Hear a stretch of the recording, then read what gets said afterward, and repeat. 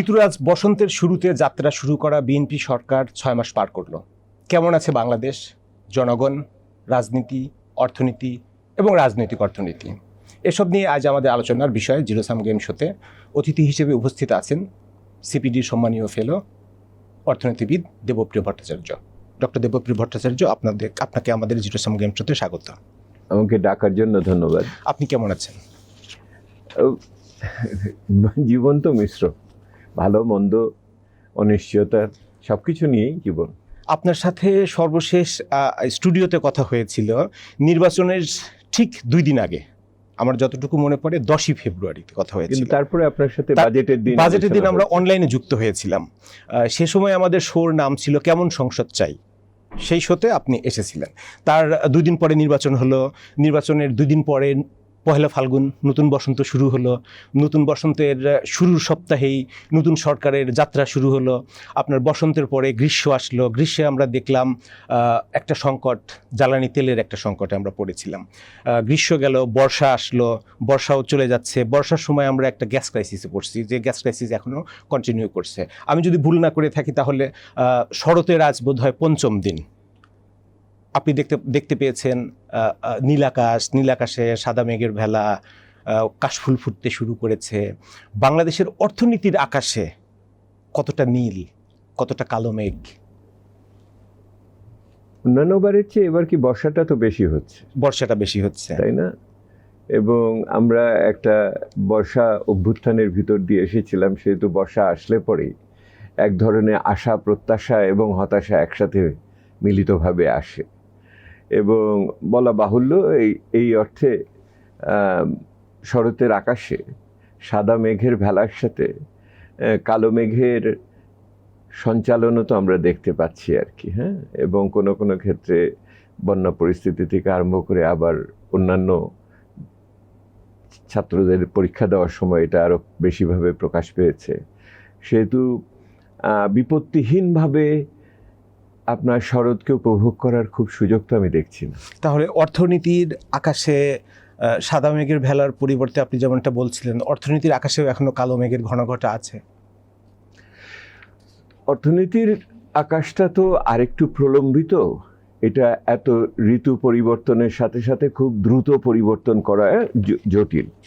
বিশেষ করে যদি অর্থনীতির ভিতরে বিভিন্ন ধরনের কাঠামোগত সমস্যা থাকে, যেমন আপনার সরকারের আয় বৃদ্ধির ব্যাপার, কর আহরণের ব্যাপার, সরকারের যে ব্যয় করে তার গুণমান ঠিক রাখার ব্যাপার, আপনার যদি ঘাটতি হয় তাহলে কি ধরনের বৈদেশিক সাহায্য বা অর্থনীতির ভিতর থেকে আপনি কতখানি ঋণ নেবেন, সেটা একটা বিষয় রয়েছে।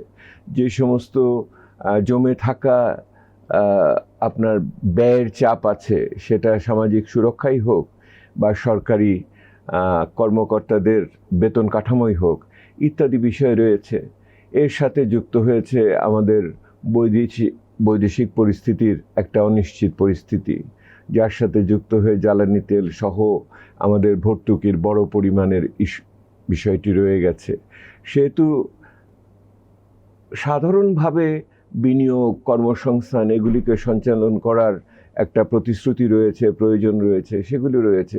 সেহেতু চ্যালেঞ্জের তো অভাব নেই। চ্যালেঞ্জের তো অভাব নেই। সরকার নির্বাচিত হয়েছে বা সরকার গঠিত হয়েছে 5 বছরের জন্য, সবেমাত্র 6 মাস পার করলো। তারপরেও একটা প্রবাদ বলে মর্নিং শোজ দ্য ডে।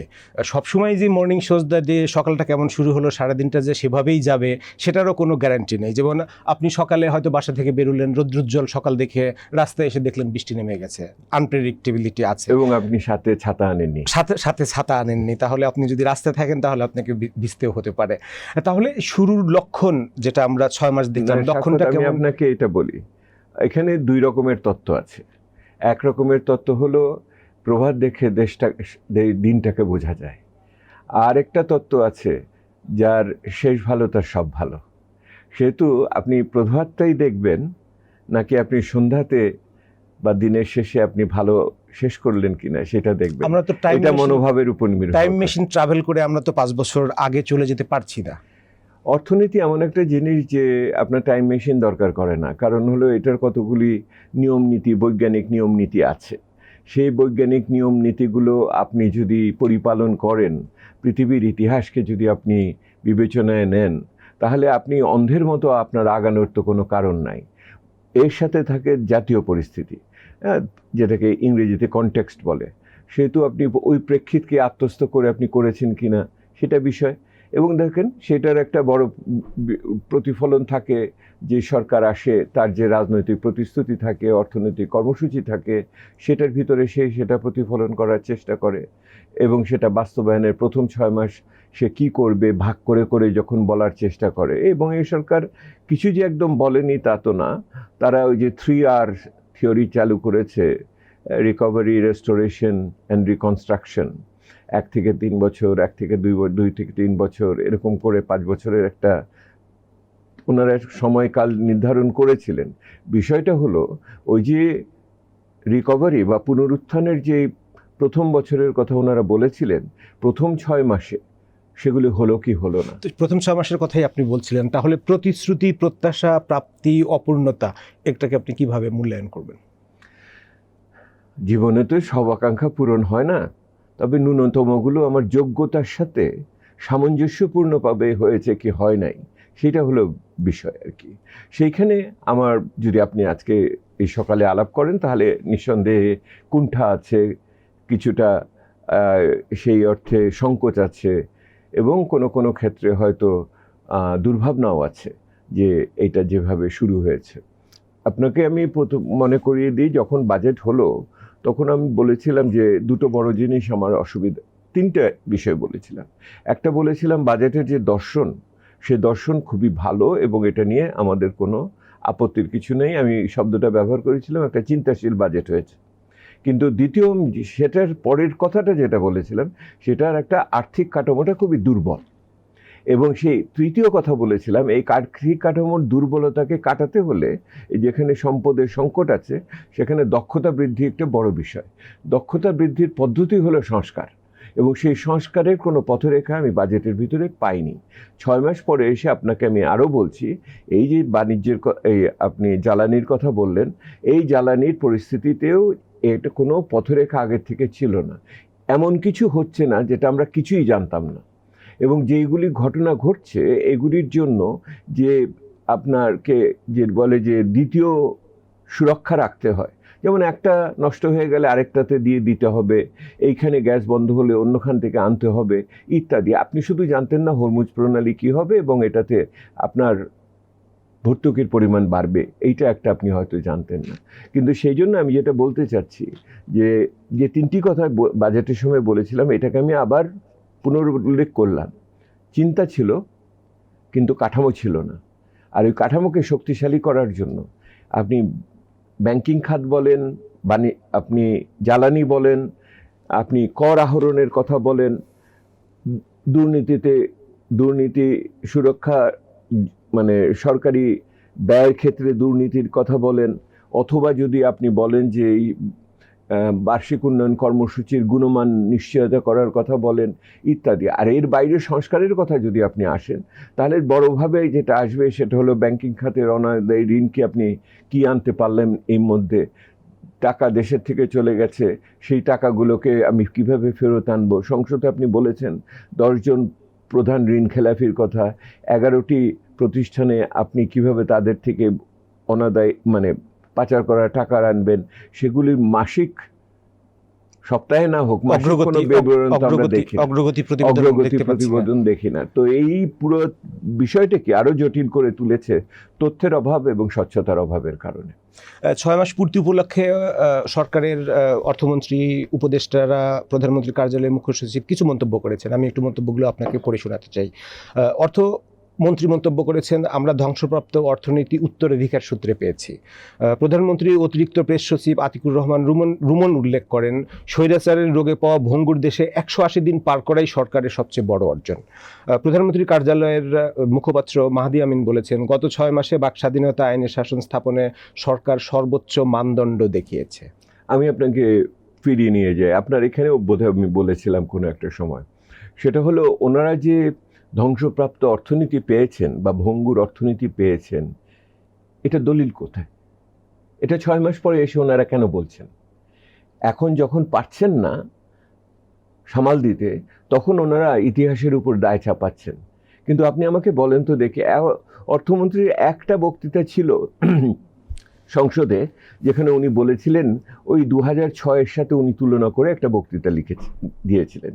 কিন্তু সাধারণভাবে অর্থনীতির কি পরিস্থিতিতে ওনারা উত্তরাধিকার পেলেন এবং সেটার ভিত্তিতে কর্মসূচি নির্ধারণ, সংস্কার নির্ধারণ, এটা তো ওনারা করেন নাই। আমি ওনাদের বারবার বলেছি, আপনার এখানেও হয়তো বলেছি, যে ওনাদের একটা শ্বেতপত্রের দরকার ছিল। কিন্তু আমার মানে আমার ধারণা, ওনারা অন্তর্বর্তী সরকারের আমলের যে সমস্ত সমস্যা হয়েছে সেগুলির ব্যাপারে কথা বলার ক্ষেত্রে দ্বিধাতে ছিলেন, এবং এখানে একটা রাজনৈতিক দ্বিধা কাজ করার ফলে ওনারা কিভাবে যে এটা পেয়েছেন সেইটাকে ওনারা কোনো সময় পরিসংখ্যান দিয়ে তথ্যভিত্তিক লিপিবদ্ধ করেননি।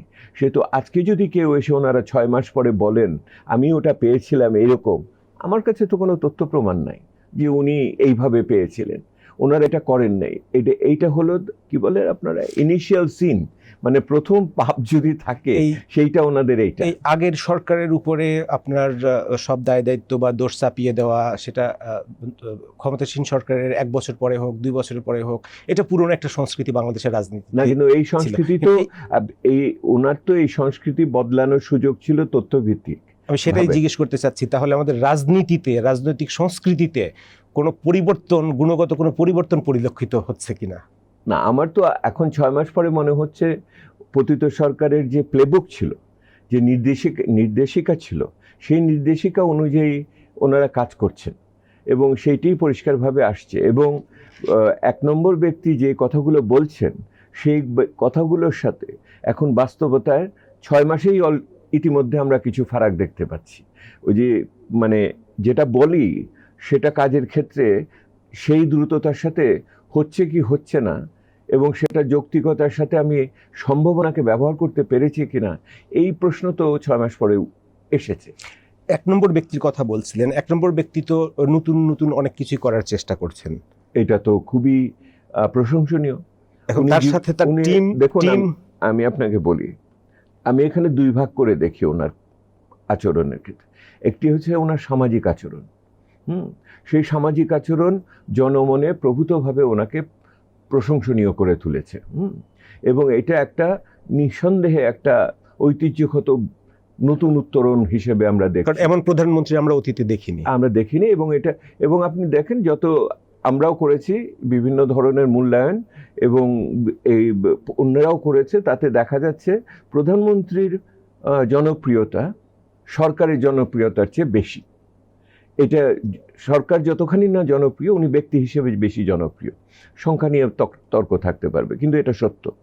এবং বিষয়টা হলো এই জনপ্রিয়তাটাকে উনি কিভাবে কাজে লাগাবেন, এবং সেই ক্ষেত্রে ওনার যে দল আছে যাকে দিয়ে ওনারা কাজ করছেন, সেই কাজের ক্ষেত্রে উনি ওদের কিভাবে বাধ্য করতে পারছেন বা অনুপ্রাণিত করছেন।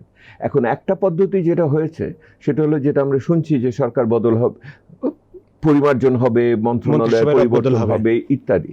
দেখুন, এখানে আরেকটা সমস্যা হয়ে গেছে, সেটা হলো যেই লোকগুলি কাজ করতে পারলো না তাদের বদলে আপনি কি তাদের চেয়ে যোগ্য লোক আনবেন?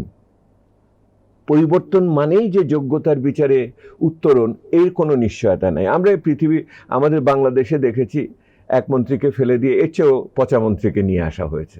কিন্তু আমরা জনগণ হিসেবে নিশ্চয়তা চাইব যে এই কাজগুলোর ব্যর্থতার কারণে এটা পরিবর্তনটা হচ্ছে, সেইটার জায়গায় আরও আনটেস্টেড, ইংরেজিতে যেটা বলে আর কি, যার কোনো কাজের কোনো অভিজ্ঞতা আমরা জানি না, এরকম মানুষ আপনি ওখানে দিয়ে দিলেন, সে এসে ওখানে কতদিন ধরে আবার শিখবে, তারপর করবে। এটা হলো একটা।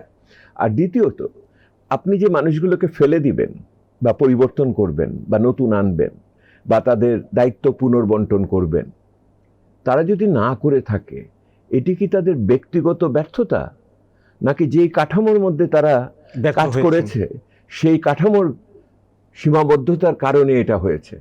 যেই আমলাতন্ত্র ছিল, যে পরিস্থিতি ছিল, তার স্বাধীনভাবে, এখন তো আমি একটা শব্দ ব্যবহার করি অসম্মানজনকভাবে না, সেটা হলো আড়াইতলা সরকার একটা আছে। সেটা কি রকম? আড়াইতলা সরকার হলো, আপনি মন্ত্রীরা আছেন, তার সাথে উপদেষ্টারা আছেন প্রধানমন্ত্রীর, এবং তার সাথে কিছু সহকারীরা আছেন। দেখেন, সহকারীদের আমি আধা তলা ধরলাম আর কি, কারণ ওনারা প্রতিমন্ত্রী বা এর মর্যাদাতে আছেন। সেহেতু আপনি এই একদিকে মনে হতে পারে যে মন্ত্রীরা কেমন কাজ করছে, প্রধানমন্ত্রী তার উপর নজরদারি করছেন খুব প্রত্যক্ষভাবে, এবং সেই কিছু উপদেষ্টা আছে যারা প্রধানমন্ত্রীর দপ্তরের সাথে যুক্ত। তাহলে এই যে ৩-২.৫ জন মিলে কাজ করে এক একটা এলাকাতে, তার সমন্বয় এবং তাদের ভিতরে যে সৌহার্দ্য, তথ্য বিনিময়, সিদ্ধান্ত গ্রহণের ক্ষেত্রে তাদের দায়িত্ব, এইগুলি কতখানি ঠিকমতো হয়েছে সেটাও তো মূল্যায়ন করতে হবে। আপনি যখন সরকারকে পরিমার্জন করতে চাচ্ছেন ৬ মাস পরে, খুবই সাহসী পদক্ষেপ, আমি এটার জন্য অভিনন্দন দেই। কারণ আমি তো বারবার বলছি যে আগের সরকারগুলো তো আমরা দেখেছি, এক নেত্রী ছিলেন, তিনি একবার সিদ্ধান্ত নিলে সিদ্ধান্ত বদলান না, কারণ হলো এটা তো হলে ওনার ডিফিট মনে হবে, ওনার সেই পরাজয় মনে হবে, ওনার সিদ্ধান্তের গুণগত মান নিয়ে প্রশ্ন উঠবে। সেহেতু উনি জীবন চালিয়ে গেছেন, এবং মন্ত্রীরাও সেইভাবে গাছারাভাবে ছিলেন, দেখেছি আমি কাছের থেকে। এবারের ক্ষেত্রে আমি যেটা বলতে চাচ্ছি, ঠিক আপনি এটা মনে করেন, কিন্তু একই সাথে ইংরেজিতে যাকে বলে রুলস অফ বিজনেস, যেইভাবে কর্মপদ্ধতি পরিচালিত হয়েছে, ওনাদের ভিতরে তথ্য সমন্বয় এবং এক ধরনের ভাগবাটোরা কিভাবে হয়েছে, এটাও মূল্যায়ন করতে হবে। এটা যদি মূল্যায়ন না করেন, এবং এটার সাথে তৃতীয় যেটা মূল্যায়ন করতে হবে, যেই পরিবেশে ওনারা কাজ করেছেন, যেই পরিবেশে কাজ করেছেন, যেখানে আইন শৃঙ্খলাতে পুলিশ বাহিনী ঠিকমতো কাজ করতে পারে নাই, যেখানে আমলাতন্ত্রের পক্ষ থেকে বিভিন্ন ধরনের বাধা প্রতিবন্ধকতা আছে এটার ভিতরে, এবং একই রকমভাবে তৃণমূল পর্যায়ে ওনাদের দলীয় লোকজন যে ধরনের এখনো কর্মকাণ্ডের খবর পত্রিকায় চাঁদাবাজি, দখলবাজি এগুলি করছে, এগুলোকেও আপনি কিভাবে বিবেচনায় নেবেন সেটা। সেহেতু মূল্যায়নটা যদি খুবই সংকীর্ণভাবে কতগুলি মানুষের ব্যাপারে হয়, তাহলে এইটার যে পুনর্মূল্যায়নের সম্ভাবনাটা খুব সীমিতভাবে এবং কার্যকর হবে না বলে আমার মনে হয়। কারণ ওই কাঠামোর মধ্যে আর ওই প্রেক্ষিতের ভিতরে আপনি দেবদূতদের এনে বসিয়ে দিলে পরেও তারা যে এখানে কাজ করতে পারবে, কাঠামো নিয়ে আলোচনায় আসবো, আরেকটা পর্বে আসবো। তাহলে যেটা প্রত্যাশা ছিল জনগণের, নির্বাচনটা হয়ে গেলে নির্বাচিত সরকার আসলে স্বস্তি আসবে, শান্তি আসবে, বিনিয়োগ আসবে, কিছু স্বস্তি এসছে। আমি তো অন্তত মন খুলে আগের চেয়ে বেশি কথা বলতে পারছি, সেই স্বস্তিটুকু এসেছে। এখন কোনো কিছুই আর সেন্সর করতে হয় না। আসলে যেটা হয়, এই 17 বছরের অভিজ্ঞতাতে আপনাদের মতো কৃতি সাংবাদিকরা এখন আত্মনিয়ন্ত্রণ করে, হ্যাঁ, সেলফ সেন্সরশিপ বেশি করে। সরকার কিন্তু না বলে নাই আপনাকে বলতে, কিন্তু আপনি মনে করেন এটা বলা বোধহয় ঠিক হবে। আমরা এখন ফ্রিডম অফ এক্সপ্রেশনের থেকে ফ্রিডম আফটার এক্সপ্রেশন কতটুকু সেটা নিয়ে বেশি ভাবি হয়তো। একটু রাজনীতি নিয়ে কথা বলতেছিলাম আমরা। রাজনীতিতে বুঝি না, রাজনীতিতে যেটা বলছিলাম, গুণগত কোনো পরিবর্তন আসছে, রাজনৈতিক ক্ষমতার যে প্রয়োগটা হচ্ছে, সেই প্রয়োগটা কি এখনো আমাদের পলিটিক্স, আগেও যেটা বলা হতো politics is a zero sum game, এখনো কি সেই জিরো সাম গেম পর্যায়ে রয়ে গেছে? হ্যাঁ এবং না। কারণ হলো, আমি মনে করি সবচেয়ে বড় পরিবর্তন যেটা হয়েছে সেটা হলো মানুষের উপলব্ধি। এই বাংলার মানুষ একটা ইতিহাসের ভিতর দিয়ে গেছে, এবং তার একটা অভিজ্ঞতা হয়েছে, কোনটা ভালো কোনটা মন্দ, এবং কোনটাকে আটকাতে হবে, কোনটার বিরুদ্ধে উত্থান করতে হবে, এইটা শিখেছে সে, এবং তার শক্তিকে সে নতুনভাবে উপলব্ধি করতে জেনেছে। আমার মানে 5ই অগস্টের ভিতর দিয়ে। সেহেতু তাকে আপনি এখন আর আগের মতো ওই যে রাজনীতির বড় ভূমিকাতে নাগরিকদের যে ভূমিকা, এটাকে আপনি অবমূল্যায়ন করতে পারবেন না। আপনি লক্ষ্য করে দেখেন, এই নতুন প্রজন্ম কিন্তু ভালো হোক মন্দ হোক, কোনো দলীয় সংকীর্ণ দলীয় চিন্তার ভিতরে আবদ্ধ হয়ে নেয়। বৃহত্তর আমি জেনজি যাকে বলেন, এই যে পরীক্ষা নিয়ে যেটা করলো, 2 দিন 3 দিন যাই হোক, ভালো মন্দ আপনি যাই বলেন, এটা তো একটা প্রতিবাদের ভিতরে আসলো, হ্যাঁ, এবং সেটা সঠিক হোক বেঠিক হোক ইত্যাদি। এই জিনিস আমরা আগামী দিনে আরও দেখব। আমার ধারণা যে সরকার যদি কোনো ক্ষেত্রে এগুলিতে ব্যত্যয় ঘটায়, এবং সেটা যদি মুক্ত হিসেবে তথ্য ইত্যাদিতে আসে, এবং তথ্য সামাজিক মাধ্যমেই হোক বা অন্যভাবেই হোক, তাদের ব্যক্তি জীবনের অভিজ্ঞতা দিয়ে হোক, এদের আপনি আর ওইভাবে কি ইংরেজিতে বলে টেকিং ফর গ্র্যান্টেড, মানে আপনি তারা আছে থাকবে সমস্যা হবে না, এটা মনে করেন না। আমি এই জায়গাটাতে বড় পরিবর্তনের মানে মানুষের ভূমিকাটা আমি বড়ভাবে দেখি। এই ভূমিকাটা আমরা আরও দেখতে পাবো যখন স্থানীয় সরকার নির্বাচনের দিকে যাব। স্থানীয় সরকার নির্বাচনের দিকে গেলেই তৃণমূল পর্যায়ে যখন যদি মার্কা ছাড়া নির্বাচন হয়, তাহলে সৎযোগ্য প্রার্থীদের এবং দেশপ্রেমিক প্রার্থীদের নির্বাচন করার ক্ষেত্রে একটা নাগরিক উদ্যোগের প্রয়োজন দেখা দিবে। সাংবাদিকদেরও একটা ভূমিকা থাকবে এবং সেটার ভিতরে আমরা দেখব যে কিভাবে তৃণমূল পর্যায়ে উন্নয়নের ওই প্রতিশ্রুতিগুলোকে বাস্তবায়নে করার জন্য ফ্যামিলি কার্ডের দুর্নীতি যাতে বন্ধ হয় সেটা দেখার জন্য, শিক্ষক নিয়োগে যাতে দুর্নীতি না হয় সেটা বোঝার জন্য, পুলিশ যারা থাকে তারা যেন চাঁদা তোলার সাথে অংশগ্রহণ না করে এইটা দেখার জন্য আমি একটা পরিবর্তনের প্রত্যাশা করছি। আমরা নাগরিকদের ভূমিকার ভিতরে আমরা আমাদের ডোমেস্টিক রাজনীতি নিয়ে কথা বলছিলাম, আমরা একটু জিও পলিটিক্স নিয়ে ছোট্ট করে আপনার কাছে একটু মন্তব্য জানতে চাইবো। ভূ রাজনীতিতে বাংলাদেশ কি এখন বড় ধরনের কোনো চ্যালেঞ্জের মুখে আছে? ভূ রাজনীতিই তো চ্যালেঞ্জের মুখে আছে, মানে বাংলাদেশ তো তার একটা অংশ।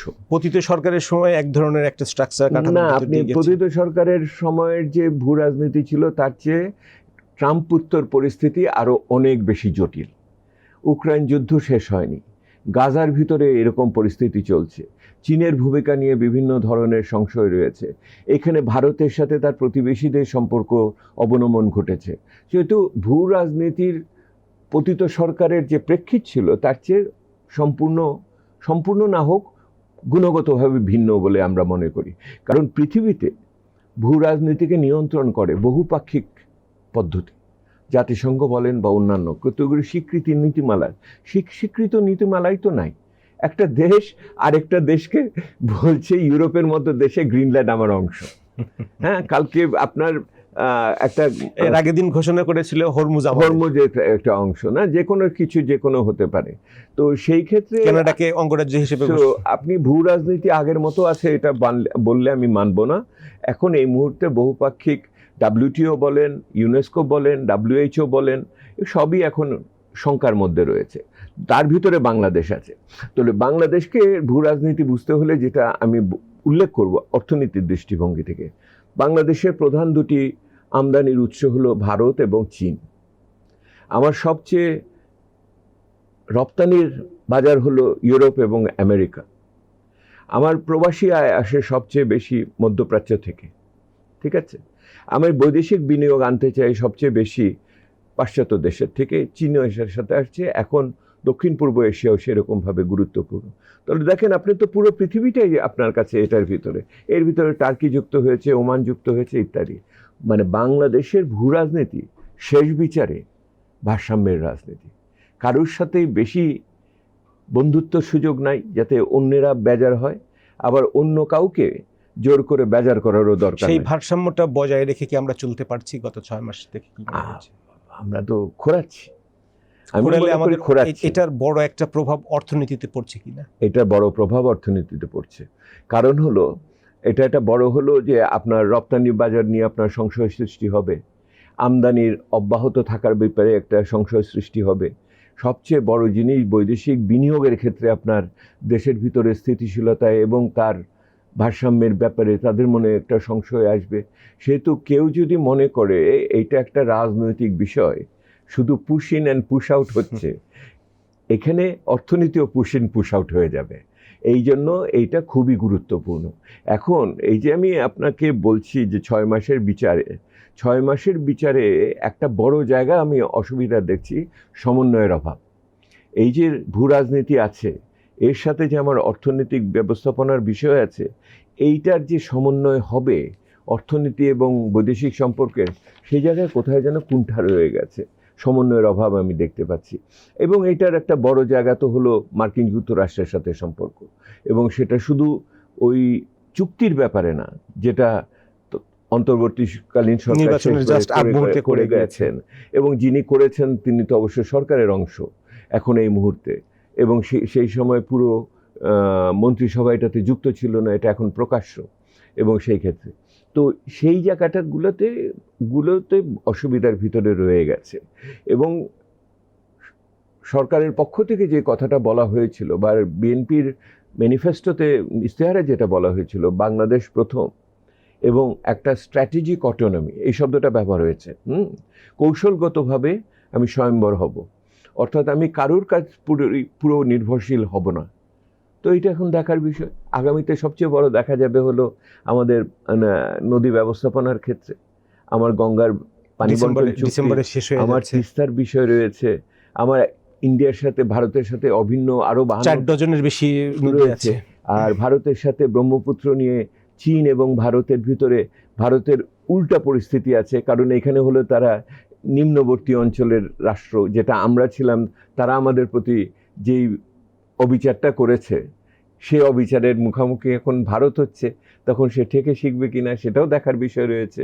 সেহেতু আমি মনে করি একটা অসম্ভব রকমের একটা উত্তেজনাপূর্ণ একটা পরিস্থিতির ভিতরে আমরা অবস্থান করছি, মানে টান টান উত্তেজনা। আমি মনে করি। এবং এটার অনেক ক্ষেত্রেই দিন আনি দিন খাইয়ের মতো অবস্থা হবে। আবার এখানে যেমন চ্যালেঞ্জ আছে, তেমনি তো সম্ভাবনাও আছে। অসম্ভব সম্ভাবনার জায়গা আছে। আমরা যদি গুছিয়ে ঠিক মতো আনতে পারি তাহলে হয়তো কয়েক বছরের মাথায় একটা স্থিতিশীল অবস্থায় যেতে পারে। আপনি চীন এখন নতুনভাবে আগ্রহ দেখাচ্ছে, আপনি দেখেন যদি সেইভাবে এতদিনে আটকে থাকা আমাদের এই চীনের যেই স্পেশাল ইকোনমিক জোন যদি চালু হয় সেইটাভাবে হবে।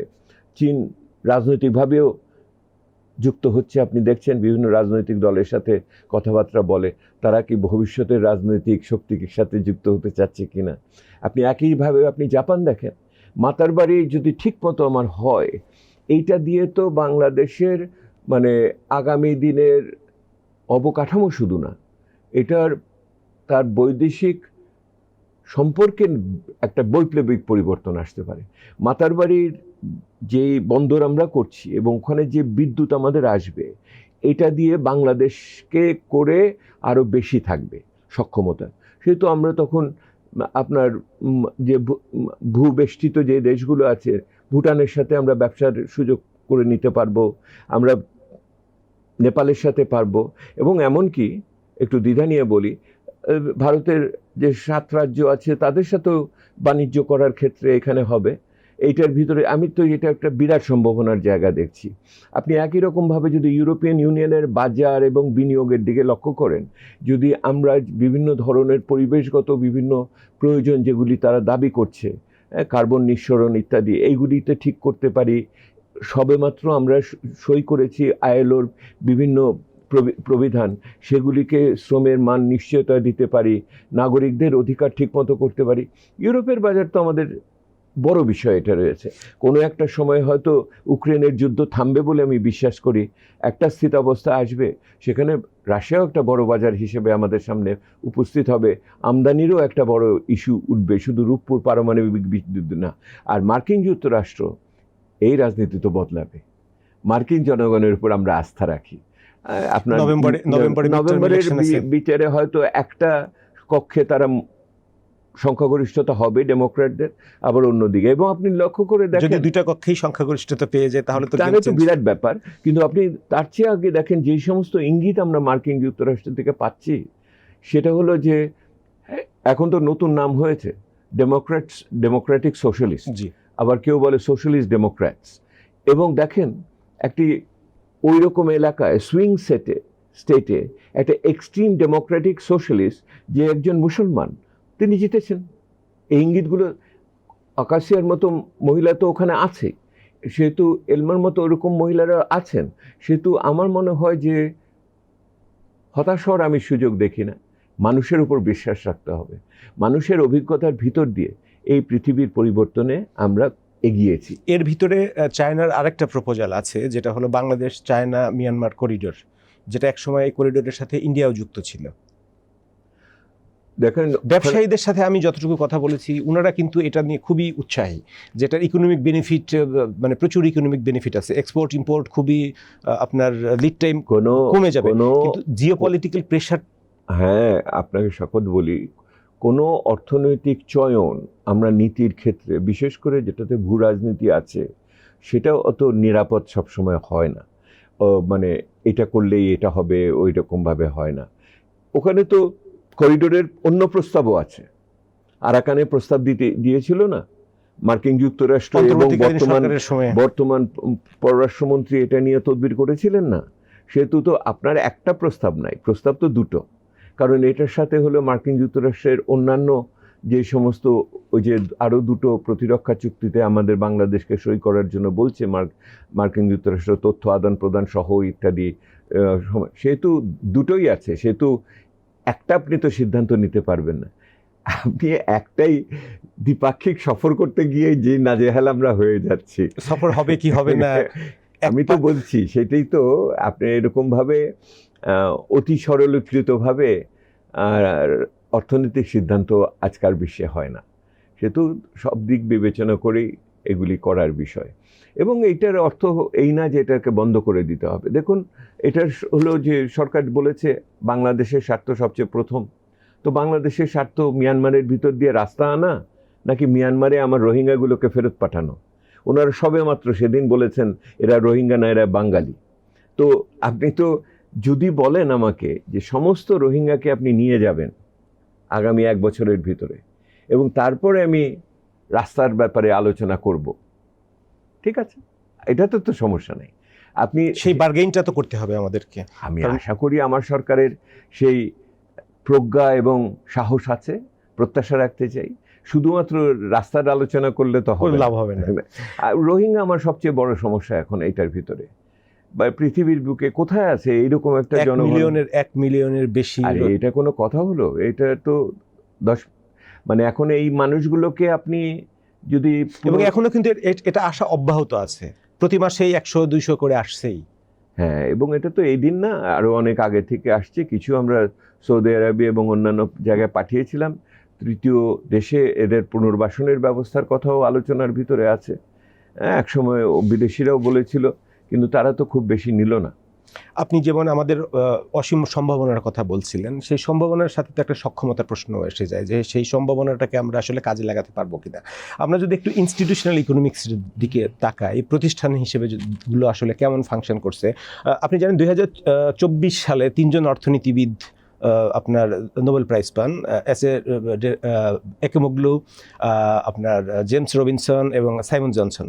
তারা গবেষণা করে দেখিয়েছিলেন যে আসলে সমাজ কিভাবে তার রাজনৈতিক এবং অর্থনৈতিক প্রতিষ্ঠান গড়ে তোলে এবং সেই প্রতিষ্ঠানগুলোই আসলে কিভাবে সমাজের অর্থনৈতিক উন্নয়ন, দারিদ্র্য বিমোচন করে এবং একটা নেশন ধনী হয় বা আসলে গরিব হয়। আমরা যদি প্রতিষ্ঠানগুলোর দিকে থাকি, আমাদের প্রতিষ্ঠানগুলোর এখন চেহারা কেমন? প্রতীত সরকারের সময় একরকম ছিল, যেটাকে বলা হতো এক্সট্রাকটিভ ইনস্টিটিউশনস। সেই এক্সট্রাকটিভ ইনস্টিটিউশনের সময় গ্রোথ কিন্তু হয়েছিল, যেটা হয় বিভিন্ন কান্ট্রিতেও হয়েছিল। আসলে হয়েছিল, আমরা তো দেখতাম জিডিপি গ্রোথ হচ্ছে, বড় বড় ইনফ্রাস্ট্রাকচার হচ্ছে, ইকোনমির সাইজ 7%-এর চেয়ে যেটা বলা সাইজ হয়েছে বড় হচ্ছে, ওটা 4.5-এর বেশি না। তাহলে ডেটা এক্সাজারেশন ছিল। সেই প্রতিষ্ঠানগুলো গড়ে তোলার ক্ষেত্রে আমরা কতটুকু মনোযোগী? এখন যদি আমরা মেজর কিছু প্রতিষ্ঠান ধরেই কথা বলি, সেটা যদি আমরা খুবই ভালো বিষয়, রাজনৈতিক প্রতিষ্ঠান এবং অর্থনৈতিক প্রতিষ্ঠান। আমি আপনাকে এটাকে আমি যেটা আপনাকে প্রশংসা করছি বা এই বিষয়টিকে উত্থাপন করার জন্য। এবং আমাদের বুঝতে হবে যে আমাদের রাজনীতিবিদরা এই উপলব্ধিতে আছেন কিনা। ওনারা যদি মনে করেন, মানে এখন যেটা আছে যে নীতি বদলালাম বড় জোর, ওখানে আমার নিজের লোক বসালাম বড় জোর, কিন্তু প্রতিষ্ঠানের যে গুণমান সম্পন্ন তার যে দায়িত্বটা ছিল সেই ব্যাকরণটাকে আমি ঠিক রাখলাম না, তাহলে ওনারা ব্যর্থ হবে। এবং তার বড় উদাহরণ হলো আমাদের ব্যাংকিং খাত, এবং তার বড় উদাহরণ আমার জ্বালানি খাত, তার বড় উদাহরণ হলো আমার কর ব্যবস্থাপনা, এইটা আমার বড় উদাহরণ হলো যে সরকারি ব্যয়ের গুণমানের ইত্যাদি বিষয় এবং সার্বিকভাবে দুর্নীতি। সেহেতু প্রতিষ্ঠান যে লাগবে এই ব্যাপারে কোনো সন্দেহ নাই। আমার কাছে ক্ষীণ মনে হয়েছে বিএনপির এবার যেই সমস্ত নির্বাচনী প্রতিশ্রুতির ভিতরে প্রতিষ্ঠানগুলোকে শক্তিশালী করার ব্যাপারে একটা ইঙ্গিত আছে। সেটা ধরেন যে রাজনৈতিক প্রতিষ্ঠান হিসেবে সংসদ থেকে আরম্ভ করে আপনি কিছুটা হয়তো আপনার ওই জুলাই সনদে ফিরে যাবে, এগুলি কিছু ওনাদের দ্বিমত সহ সেটার যদি কিছু হয়, সেহেতু রাষ্ট্রের ক্ষমতার ভারসাম্যর বিষয়, বহুবার একই ব্যক্তিকে নির্বাচন করার বিষয় ইত্যাদি বিষয় ওখানে আছে, আপনার স্থানীয় সরকার ইত্যাদি। কিন্তু এর বাইরে আমি যেটা, ওইটা আমার অত এলাকা না। আমার এলাকা যেটা আছে সেটা হলো যে যেই সমস্ত প্রতিষ্ঠান থাকে তার একটা দায়িত্ব থাকে নীতি প্রণয়নের ক্ষেত্রে আমার আইন প্রণেতাদের সহায়তা করা, জাতীয় রাজস্ব বোর্ড বলেন বা অন্য কাউকে, তারা প্রয়োজনীয় নীতি প্রণয়নের জন্য দিবে। আরেকটা থাকে, সেটা হলো নীতিগুলো ঠিকমতো বাস্তবায়ন হচ্ছে কিনা তার দেখভাল করার ক্ষেত্রে। এবং তারও একটা বড় জায়গাতে থাকে, ওই নীতি বাস্তবায়ন না করার ফলে নাগরিকের মৌলিক অধিকার বিঘ্নিত হচ্ছে কিনা। তখন আপনার বিচার ব্যবস্থার বিষয় ওঠে, যে বিচার ব্যবস্থা এটাকে রক্ষা করবে ইত্যাদি। আমাদের তো সব জায়গাতেই দুর্বলতা, এবং এই দুর্বলতা কাটানোর ক্ষেত্রে একটা কাঠামোগত বিষয় থাকে। আর আপনার ওই যে নোবেল বিজয়ীদের কথা বললেন, এবং বিশেষ করে যদি আমরা কোরিয়ার উদাহরণ নিয়ে আসি, যারা এই প্রতিষ্ঠানগুলো গড়ে একটা সামরিক তন্ত্র থেকে বের হয়ে এসে একটা উচ্চ আয়ের দেশে কিভাবে আধুনিকভাবে দাঁড়িয়েছে, যেখানে 2 বার অন্তত তাদের রাষ্ট্রপতিকে জেলে নিয়ে গেছে, উত্থান হয়েছে, ট্রেড ইউনিয়ন আন্দোলন হচ্ছে ইত্যাদি। তাতে আমরা দেখি ব্যক্তির ভূমিকাটাও বড়। হ্যাঁ, এটা সিঙ্গাপুরের কথা বলবেন, আপনারা মাহাথিরের কথা বলবেন, হ্যাঁ, কেউ কেউ বাংলাদেশে একটা ব্যর্থ চেষ্টা করেছিল এটার, সেটাও বলবো।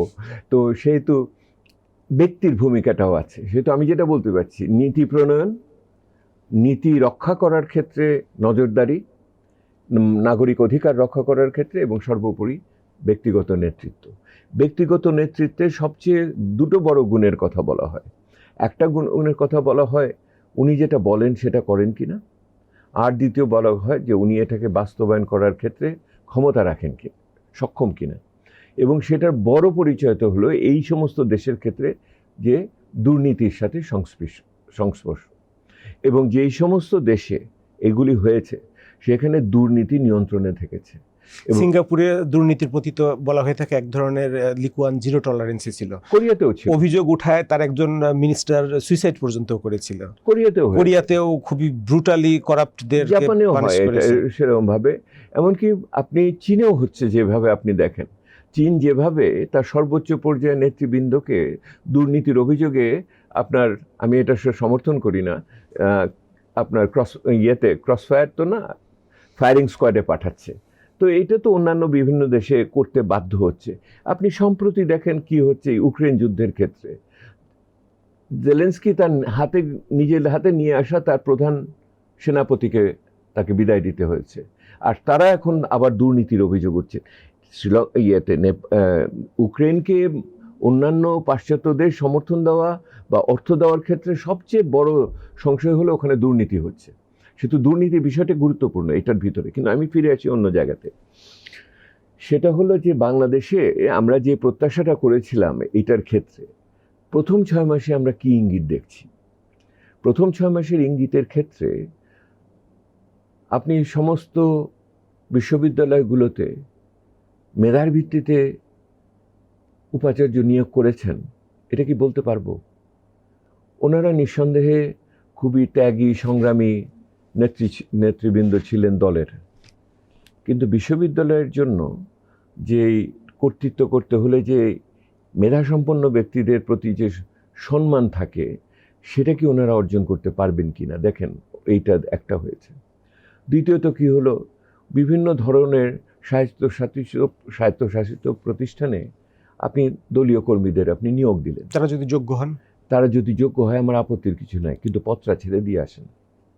আপনি পদটা ছেড়ে দিয়ে আসেন, ওনারা তো দায়িত্ব নেওয়ার পরেও পদ ছাড়েনি। সেহেতু রাজনীতির থেকে বিচ্যুত হতে হবে। ওনারা আবার ঘরে বসে রাজনীতি করবেন আমার সরকারি অফিসে, এটা হবে না। সেহেতু আপনি দেখেন এটা কি হয়েছে। আপনি দেখেন যে প্রশাসকদের দিলেন, সমস্ত আমার বড় বড় নেতাদের, তাদের ভবিষ্যতে হয়তো তাদের এখানেই নির্বাচন করবেন, ওনাদের আপনারা প্রশাসক বানালেন। এবং এইগুলি আপনার খুব ভালো সিগন্যাল দেয় না এটার ক্ষেত্রে, প্রতিষ্ঠান গড়ার ক্ষেত্রে। কারণ এটা শেষ বিচারে আমরা পতিত সরকার থেকে দেখেছি যে স্থানীয় সরকারের আপনি যাকে মেয়র বানিয়েছেন, আপনার পালানোর আগে তার সে 2 দিন আগে পালিয়ে গেছে। বুঝতে পেরেছেন কি হয়? শিখি নাই কিছু, শিখতে তো হবে এগুলোর থেকে যে কি হয়েছে না হয়েছে। এখন আপনি দেখেন যদি আইন শৃঙ্খলা বাহিনীর ভিতরে আপনি রাজনীতিকরণ করেন, তাহলে এখন দেখেন পুলিশ কিভাবে বলছে আমরা তো ঠিকই আরও যদি 5,000 মেরে ফেলতাম তাহলে কোনো অসুবিধা ছিল না, সেনাবাহিনীরাই তো বিট্রে করে দিল, বলছে না? দেখেন আপনি কিভাবে। আবার আরেকজন বলছেন জ্ঞানী মানুষের মতো, প্রধানমন্ত্রীর কার্যালয় তো ঠিকই ছিল, মন্ত্রণালয়গুলো ঠিক মতো কাজ করেন, প্রত্যেকে এখন বিভিন্ন ধরনের বক্তব্য দিচ্ছেন না? তো এগুলো থেকে কি শিখছে বর্তমান সরকার? যে সেটা হলো পেশাদারিত্ব, দক্ষতাকে যদি ওনারা না করেন তাহলে দলীয় দৃষ্টিভঙ্গি থেকে সংকীর্ণ, ওনার নিজেরটা উনি বাস্তবায়ন করতে পারবেন না, এবং পরবর্তীতে এটা দায় দোষ কিন্তু ওনাদের কাছে এসে এটা পৌঁছাবে। সেহেতু আপনি যে প্রশ্নটা করেছেন প্রাতিষ্ঠানিক উন্নতির ব্যাপার, দীর্ঘমেয়াদে মধ্যমেয়াদে টেকসই উন্নয়নের জন্য, নাগরিক অধিকার রক্ষা করার জন্য, নির্বাচনী প্রতিশ্রুতি বাস্তবায়ন করার জন্য, এইরকম বিপদসংকুল আন্তর্জাতিক পরিস্থিতিকে মোকাবেলা করার জন্য প্রতিষ্ঠানের কোনো বিকল্প নাই, এবং সেই প্রতিষ্ঠান পেশাদারিত্ব দিয়ে হতে হবে, সেটা জাতীয় হতে হবে, এবং সেই জাতীয়টা নিঃসন্দেহে জনগণের ম্যান্ডেটপ্রাপ্ত ব্যক্তিদের নেতৃত্বে সেটা থাকবে বলে আমি মনে করি। 6 মাসে কথা শুনেছি, কাজ দেখি না। সিগন্যাল পাননি কোনো? কোনো কোনো ক্ষেত্রে বিচ্ছিন্নভাবে আছে। দেখুন আপনি যদি বলেন যে প্রতিষ্ঠান গড়ার জন্য বিদেশ থেকে অনেকে এসছেন, বর্তমান সরকারের সাথে কাজ করেন ওনারা হয়তো কিছু কিছু অভিজ্ঞতা নিয়ে এসছে, ওই দেশে প্রতিষ্ঠানের গুরুত্ব কি আছে। আমি যেমন অনেক প্রত্যাশা করি ওনারা কি ধরনের অবদান রাখেন বর্তমান পরিস্থিতি, কারণ এটা তো নতুন উপাদান আমার বর্তমান সরকারের পরিচালনার ক্ষেত্রে। প্রথাগত অর্থনীতির বাইরে কিছু পেশাদার যা স্বীকৃত মানুষ এখানে যুক্ত করা হয়েছে, তারা কি ধরনের অবদান রাখে এগুলোকে গড়ে তোলার ক্ষেত্রে, আমি এটাকে একটা এক ধরনের উজ্জীবক হিসেবে দেখতে আপনি চাচ্ছি। শুরুতে যেমনটা বলছিলেন, যদি সেই সিস্টেমটা চেঞ্জ না হয়, আগের সিস্টেমটার ভিতরেই যদি আপনি অ্যাঞ্জেলকে নিয়ে এসেও বসিয়ে দেন, তাহলে সে কি কোনো চেঞ্জ আনতে পারবে? আপনি যেটা এক্সপেক্ট করছেন সেটা না, আমি তো এই মনে করি যে 1 নম্বর ব্যক্তি এটা উপলব্ধি করছেন। আমি এটা প্রত্যাশা করতে চাই যে উনি এই যে এখন যে পুনর্বিবেচনায় যাচ্ছেন ওনার সহকর্মীদের, নিঃসন্দেহে অনেকে এখানে মনোকষ্টের কারণ হবে, কিন্তু যদি ওনার উপর এই উপলব্ধিটা না, এই জন্য তো আমি আবার আপনাকে ওই যে বলেছি নেতৃত্ব একটা বড় জিনিস, নেতৃত্বের গুণাবলী একটা বড় জিনিস। সেহেতু এই পুরো জিনিসটার ভিতরে ইংরেজিতে বলে না, দ্য বাক স্টপস দেয়ার, কোনো একটা জায়গায় এসে তো থামতে হবে। কোথায় থামবে? ওনাতে থামবে। এবং পতিত সরকারের অভিজ্ঞতা আমাদের বলে যে এইটা সবচেয়ে গুরুত্বপূর্ণ। এবং ইংরেজিতে আপনার শেক্সপিয়ারের কথা আছে না, the Caesar's wife should be above suspicion. সেহেতু আমার প্রধান ব্যক্তিকে এই এক ধরনের দেবতা হওয়া ছাড়া আর কোনো উপায় আমি তো দেখি না। এটা একটা অসম্ভব দাবি, কিন্তু ওনার দেবতুল্য হওয়াটাই এখন গুরুত্বপূর্ণ, এবং সেখানে সম্ভাবনা আছে। কারণ হলো যে উনি ব্যক্তি হিসেবে যে আচরণগুলো করছেন, সেই আচরণগুলো আমি ইতিবাচক হিসেবে এখনো দেখি, চেষ্টাটা আছে, রিয়াকশন। কিন্তু মানুষ তো 24 ঘন্টা তো সময়, তার ভিতরে আপনি কতখানি দিবেন? তার ভিতরে তো উনি পারিবারিকভাবে একটা মানুষ হিসেবে নিজেকে উপস্থাপন করেছেন, যেটা জনগণের কাছে মনোগ্রাহী হয়েছে। পতিত সরকারের কথা আসছে বারবার। পতিত সরকারের সময় আমরা দেখলাম এক সময় ডেমোক্রেসি, অটোক্রেসি, তারপরে ক্লেপ্টোক্রেসিতে চলে গেল, শেষে পতন যেটা ঘটল। আপনাদের শ্বেতপত্রেও চোরতন্ত্র প্রসঙ্গ ঘুরে ফিরে আসছে। সেই ক্লেপ্টোক্রেসির যে সফটওয়্যার, হার্ডওয়্যার, সেগুলোকে কি আমূল পরিবর্তন করার কোনো সূচনা শুরু হয়েছে? দেখুন, আমি আপনাকে একটা উদাহরণ বলি। ওই যে আমি ইকোনমিক্স দিয়ে আপনাকে বলছি, সেটা হলো আপনি সময় মতো সংস্কার করেন নাই, আপনি একটা পথরেখা তৈরি করেন নাই এই 6 মাসের ভিতরে। সেটা আপনি জ্বালানি বলেন, ব্যাংকিং বলেন, ইত্যাদি। এখন যখন আপনার টাকা নাই, ব্যাংকের ভিতরে তারল্য নাই, আপনার জ্বালানি আমদানি করতে হবে, আপনি কার কাছে গেলেন জ্বালানি আমদানি করার জন্য? যে মানুষগুলোর কাছে আপনি গেলেন তাদের তো সুনাম নাই খুব বেশি, এবং সেই দুর্নামের ভাগীদার এখন আপনি রাজনৈতিকভাবে হবেন।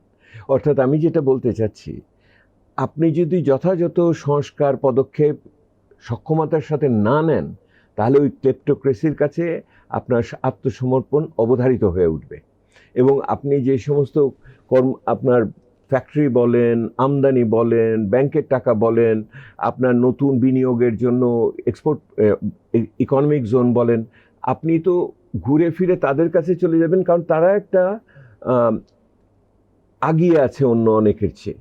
কারণ তারা একটা সুবিধার ভিতর দিয়ে তারা অর্থ সঞ্চয় করেছে, বিদেশে টাকা নিয়েছে, ইত্যাদি ইত্যাদি। সেহেতু এই কাঠামোটাকে ভাঙার জন্য যে রাজনৈতিক সংস্কৃতি এবং কর্মসূচি দরকার, এটা আমরা দেখি নাই। বুঝেছেন? তাহলে রাজনৈতিক দেখেন, আমি আপনাকে বলি, 6 মাস হয়ে গেছে, আপনি কয়টা কার এই অনাদায়ী ঋণের টাকার বিপরীতে যে জমি জমা ইত্যাদি অনেক কম দামে রেখেছিল জামানতগুলো, সেগুলো আপনি দখল করে বিক্রি করে আপনি বাজার মানে আইনি প্রক্রিয়াতেই করে আপনি বিক্রি করে টাকা ফেরত নিতে পেরেছেন? কেন পারলেন না? এটা শুধুমাত্র আইনি জটিলতার কথা বলে তো আপনি বাড়লে হবে না, আইন করার অধিকারও তো আপনারই ছিল। রাজনৈতিক অর্থনীতির চেহারাটা কি আগের মতোই রয়ে গেছে? এইটা আগের মতো হয়ে যাওয়ার আশঙ্কা রয়ে গেছে, আগের মতো হয়ে যাওয়ার আশঙ্কা রয়ে গেছে যদি না কিনা পদক্ষেপগুলো না নেয়। কারণ কি হয়, একটা রাজনৈতিক সরকার কতদিন করার পরে যখন সে অসহায় বোধ করতে থাকে, তখন সে আবার ওই নিয়ন্ত্রণমূলক নিবর্তনমূলক পদক্ষেপের ভিতরে চলে যায়। আপনি আমি আজকে যে কথাগুলো যেভাবে বলতে পারছি, 2-3 বছর পরে অর্থনৈতিক পরিস্থিতির যদি উন্নতি না হয়, রাজনৈতিক সহিংসতার জায়গাতে যদি কোনো ধরনের এক ধরনের স্বস্তি না আসে, তাহলে আপনি আমি এই কথাগুলো আর বলতে পারবো না। এবং এইটাই হলো বাস্তব। সেই জন্য আমাদের মতো মানুষরা, যারা আপনিও বটে, লিখে পড়ে অথবা কথা বলে জীবন পরিচালনা করি, তাদের জন্য গুরুত্বপূর্ণ হলো আমাদের না, অন্য বিষয়গুলোকে ঠিক করা, যাতে রাজনীতি ঠিক থাকে, অর্থনীতি ঠিক থাকে। অর্থনীতিতে যদি এখন দ্রব্যমূল্য এমন অবস্থায় যায় যে মানুষের ওখানে উত্থান ঘটে যায় এবং মধ্যবিত্ত যদি নিষ্পিষ্ট হয়, কর্মসংস্থান যদি না থাকে, তাহলে যেই ছেলে মেয়েগুলো এই অভ্যুত্থান করেছিল তারা যদি আবার রাস্তায় ফিরে আসে এবং বৈষম্যের বিরুদ্ধে কথা বলে, তারা যদি দেখে আবার সে আগের মতোই বৈষম্য হচ্ছে, আপনার সেই আগের মতোই টেলিভিশনগুলো এই একজনের বদলে আরেকজন পরিচালনা করে আপনি রাজনৈতিক নেতৃত্বে দিয়ে দিয়েছেন, তখন তো এগুলি আবার নতুনভাবে এখানে আসবে এটার ভিতরে। তো আমার একটা মূল্যায়ন হলো, আমার একটা সবিনয় বক্তব্য হলো, পরিস্থিতি এখনো এত খারাপ হয়নি যে বেশি মানে এটা নিয়ে আপনার প্যানিক সৃষ্টি করতে হবে। আমি মনে করি সেপ্টেম্বর মাস এই সরকারের জন্য অত্যন্ত গুরুত্বপূর্ণ মাস। কারণ হলো বর্তমান অর্থ বছরের প্রথম কোয়ার্টার, প্রথম ত্রিমাসিক শেষ হচ্ছে এবং এইখানে এই প্রথম 3 মাসে আমার পরিষ্কার হয়ে গেছে আমি বাজেট কতখানি পারবো, কতখানি পারবো না।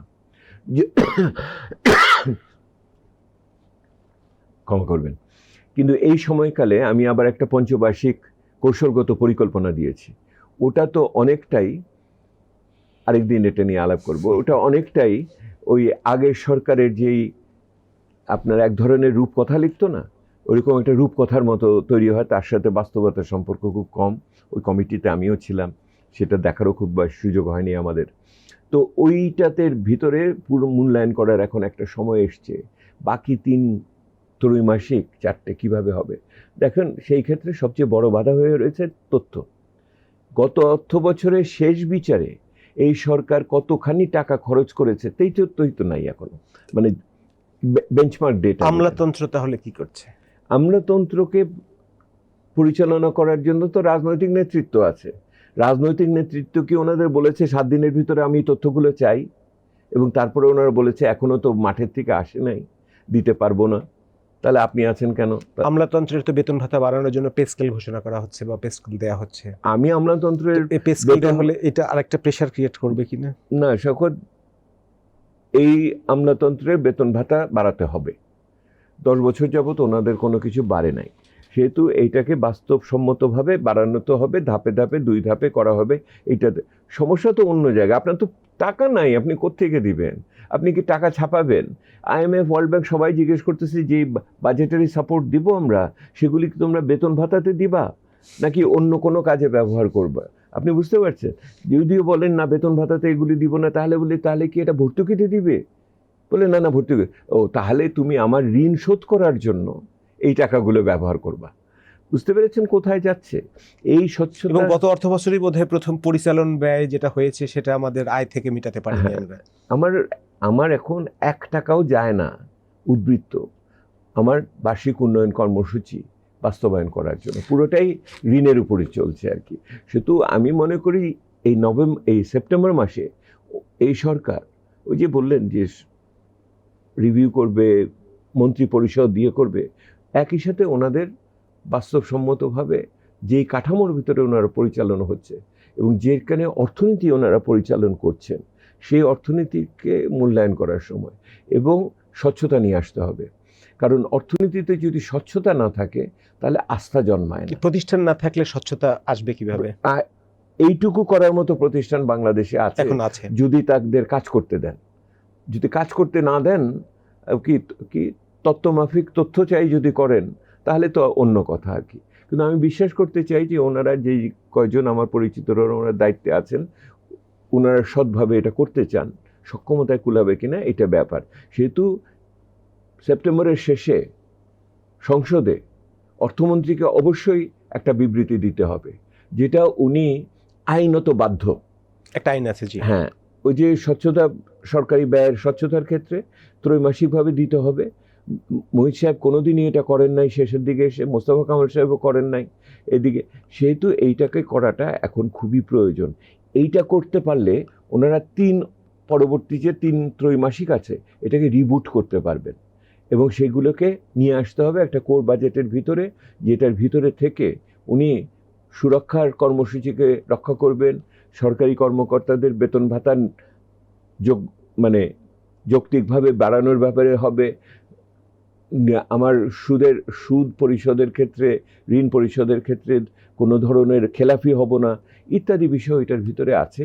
এবং একই সাথে বার্ষিক উন্নয়ন কর্মসূচির যেই এক ধরনের প্রুনিং বা পরিচ্ছন্ন করার চেষ্টা চলছে, সেইটাকে আরও বেশি প্রকাশ্য করতে হবে। অর্থনৈতিক প্রতিষ্ঠান বা অর্থনীতির গণতন্ত্রের কথা বলা হচ্ছে জোরে সোরে। রাজনৈতিক প্রতিষ্ঠানের গণতন্ত্রের পাশাপাশি অর্থনৈতিক প্রতিষ্ঠানের গণতন্ত্র, একটা পলিটিক্যাল ডেমোক্রেসি, একটা ইকোনমিক ডেমোক্রেসি সাইমালটেনিয়াসলি চলবে, নাকি কোনটা আগে কোনটা পরে যাবে? এটা ডিম মুরগির ব্যাপার না, এটা একটা অখণ্ড ব্যবস্থাপনা, রাষ্ট্র ব্যবস্থার বিষয়। এটা আপনি শুধু ইকোনমিক ডেমোক্রেসি আর পলিটিক্যাল ডেমোক্রেসি, আপনার তো একই সাথে আছে আমার জুডিশিয়ারির, আমার যে বিচার ব্যবস্থার স্বাধীনতা আছে, আমার অ্যান্টি করাপশন কমিশন আছে, এখন আমার মানবাধিকার কমিশন হবে। এগুলি নিয়েও বিভিন্ন পদায়ন এবং তার কার্যকরের পরিধি নিয়ে প্রশ্ন উঠেছে।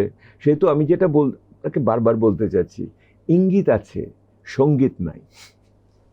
বুঝতে পেরেছেন? ইঙ্গিত আছে, সঙ্গীত নাই। সেহেতু we have the noise but not the music. এইটাকে করাটার পুরো দায়িত্বটা এখন প্রধান ব্যক্তির কাছে।